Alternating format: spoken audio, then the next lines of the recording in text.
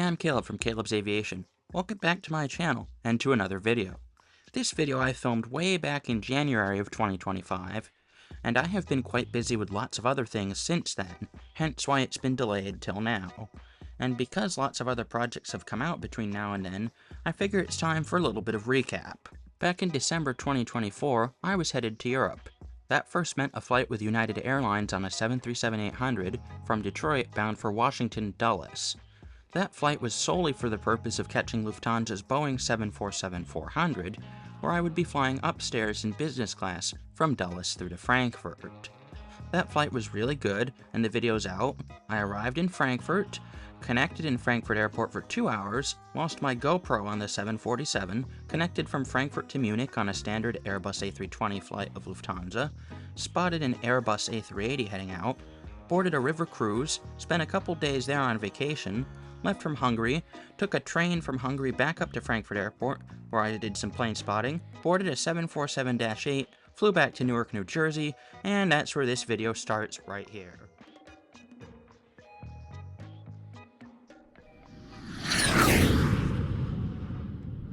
What's up everyone, welcome back to the channel. I'm Caleb from Caleb's Aviation.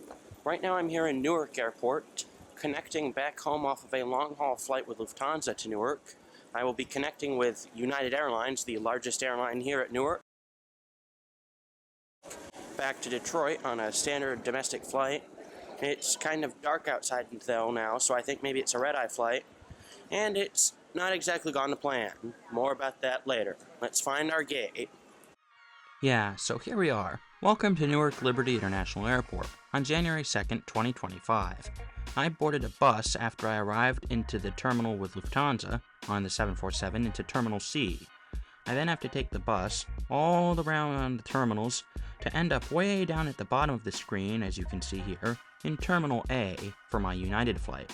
And then to find out my flight would be moved from that part of the terminal to the farthest end of the terminal, but I don't know that yet.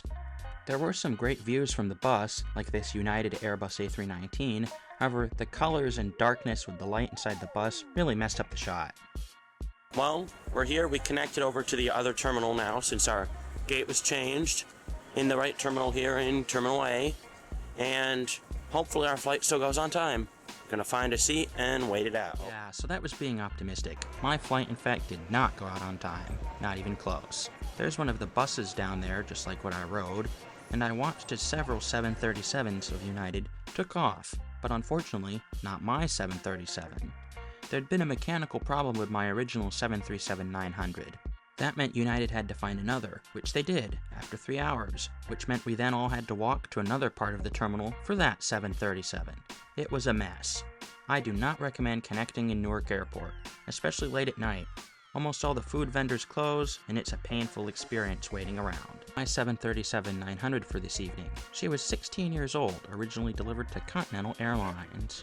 But pretty soon it was time to wait in the line and board my aircraft. Finally. This 3-hour delay ended up being 3.5, because the aircraft swap I mentioned earlier. Now, let's look at our cabin on board this 737. Here is the cabin I was expecting to find, like I reviewed on my last video with United, on the new cabins on the 737-800. However, I didn't plan to make this video until I saw this cabin. The cabin on my aircraft would not be United's new interior. It would be this mess. I don't even know why this cabin still exists. No screens, no in-flight entertainment, broken overhead panels, lousy storage, and cheap-feeling seats. However, at least it was a plane that would bring me home. However, this tray table felt very clunky and poorly made. There was a safety card, but that was about the only thing in the seat that seemed worthwhile. After boarding the plane, we sat for about 20 minutes as I looked around my seat. As I mentioned, this seat is not very intuitive or very new at all. It had a light, but the overhead air vents never worked, and I felt no air. And then we got this announcement.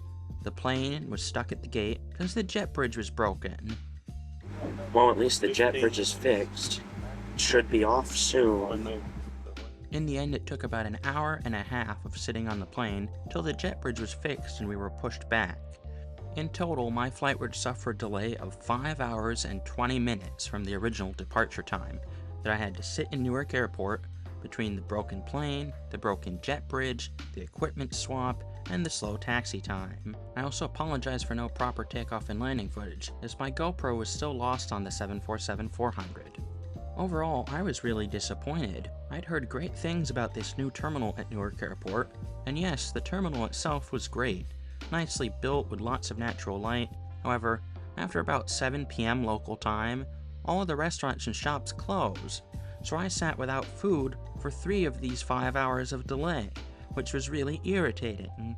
But pretty soon it was time to head to the runway for takeoff and leave Newark Airport behind.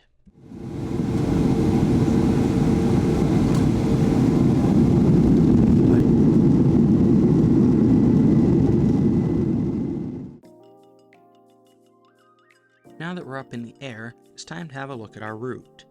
Our route for this evening from Newark to Detroit would cover 486 miles in 1 hour and 58 minutes of flying time at 31,000 feet this evening.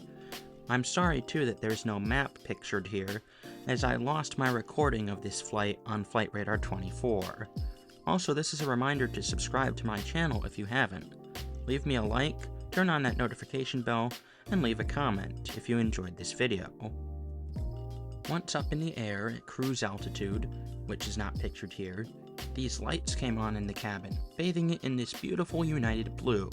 This did look nice, however, myself and most of my fellow passengers were trying to go to sleep, and these lights are hard to sleep with, especially since our flight departed at past 2 in the morning local time. I did eventually, however, manage to fall asleep.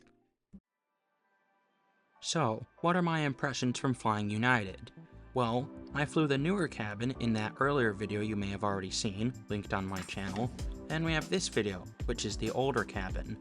Unfortunately, United is in a bit of a bad place right now. If you get the old cabin like I have today, it's a mess. If you get the modern new cabin, it's great. It also doesn't help that United has multiple different narrow-body cabins and layouts, like this one on their brand new A321neo, which looks amazing. In the end, my friend Winging It Paul Lucas put it well. United is an airline in transition. They have some amazing new cabins like on the 321neo and the 737s that have been renovated, and they have some lousy old cabins like you saw on today's video. They also have their international business class, Polaris, on all their wide bodies and select transcontinental domestic routes within the United States that are flown by wide bodies such as 777s. In the end, domestic flying with United on narrow-body aircraft is a bit of a mess right now. The new cabins are excellent and the old cabins are lousy, and what one you get really isn't an easy thing to determine. There are tools like seat maps and websites when booking with United. However, I couldn't even tell that this was going to be an old aircraft, and I know my seat maps pretty well. Well, I hope you've enjoyed this video. If you found it interesting, make sure to leave a like, comment, or subscribe. I'd really appreciate it. And until next time, you know the drill. I'll be wishing you blue skies and tailwinds. Also check out that video flying with United in the new cabin that I mentioned in this video.